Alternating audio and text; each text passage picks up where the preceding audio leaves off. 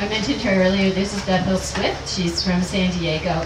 She's a poet. I'm so glad to have a poet here, and also responsible for that art collection. Hello, everyone. I'm going to read just a couple from my book, Conversations with Good Men. It's about my dating experiences. That's why it's so slim.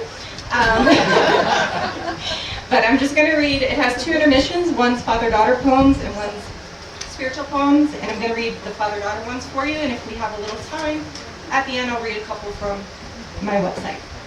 First one is called My Father on GChat. Love you, I typed, adding an emoticon smile. He replied, I hate those ugly little creatures. Buying my first car, and so I bring you along. The young salesman with the slicked back hair takes my hand, envelops it in both of his, pleading with me to just trust him. I look to you for backup. You're embarrassed, but what bothers you more?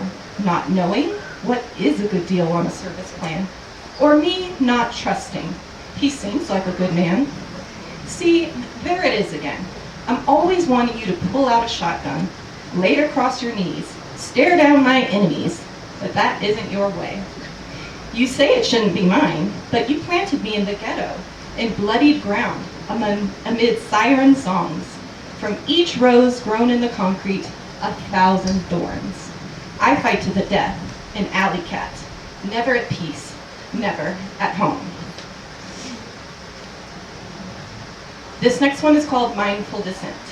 He said to me, you know, I get down sometimes, but then I get back up. You always seem down. I should remind my father that it isn't polite to brag, downright dangerous to address a slinky with how things seem. Instead, I offer a sad smile, as I know that gravity affects even a yo-yo. When I am only halfway up, hesitating at the edge of the stair, I may be neither down nor up, but I am completely there. Lessons from my father.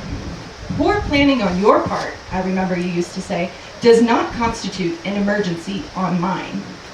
So I ponder over plans B through Z in terror, fearing if it all went to shit, no one would be there holding on the other line. But I also remember you driving me to the ER in the middle of the night, how you kept glancing back at me, our faces blanched in the moonlight. Your silent sympathy, only a sermon in love, only the wisest fathers learn not to preach. This last one from that section is called Undiagnosed. The doctor gave you a clean bill of health. So I guess I'm fine, you said, flopping into an armchair to rest before falling to your knees again, just trying to rise up to a stand. You've been falling for years. For my mother's revisionist history, through the walls of the very house you built to her plans, into old habits of losing your temper, yelling at us, yelling at her, and then down, down, down again into long silences, heavy with guilt, hoarded with generations of pain. And still you rise with the anxious look of one who has tried too hard for too long, carried too many burdens to lay at the foot of the cross. So those are all from the book, and I have a couple more minutes, so I'm going to read you a couple from my website. I do send out a newsletter. It's called Swift Notes, kind of like a play on Cliff Notes, and I send out a new poem every month.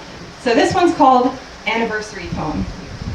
When I think about home, I picture the rolling hills of your biceps and chest, the tall prairie grasses that I love to caress, sweeping across your forearms, stomach, pecs.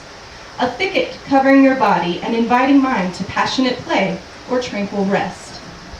I think of your smile, laughing verde eyes and teasing tongue, waterfall neck kisses, whispered sentiments of love, and how each time you push open the door with a hearty hello, I remember I am home. This one is a special time for me because this month marks the 1 year mark where my brother has not been using cocaine. And so this poem was written a little bit over a year ago when he was deep in the struggle. It's called My Baby Brother. My baby brother tells me his inner child isn't enough. that the old therapy hack of taping a childhood photo up isn't enough for him, a full-grown man, to put down the habits that are burning him. I start talking about joy, about what drains and what sustains, and how change can be as small as a whisper into the wind that you want to feel whole again. But it all leads back to baby steps. I can remember his, but he can't. Can't even remember being the baby before my mom brought in 2 more. I wonder if he remembers how much he was loved then, how much he is now. I wonder if any of that matters in recovery. He isn't famous, but he's an entertainer, and I see in him the Amy Winehouse effect. All joy in the ordinary beautiful is sapped. Without drugs, he doesn't want any of it. Is it for me, desperate not to lose him, that I insist? Sending cards collected from supportive strangers, showing him photos and memories from childhood. See what a happy 2-year-old you were? Playing harmonica and silly dancing by the bedside of your dancing grandfather? This week, he tells me, he spends 2 weeks with a dear friend, both of them mostly sober. Almost 2 full weeks that he can remember. I breathe in gratitude, releasing some of my fear. He tells me that he wants more memories for himself, so I know that worthwhile little boy is still there. Thank you.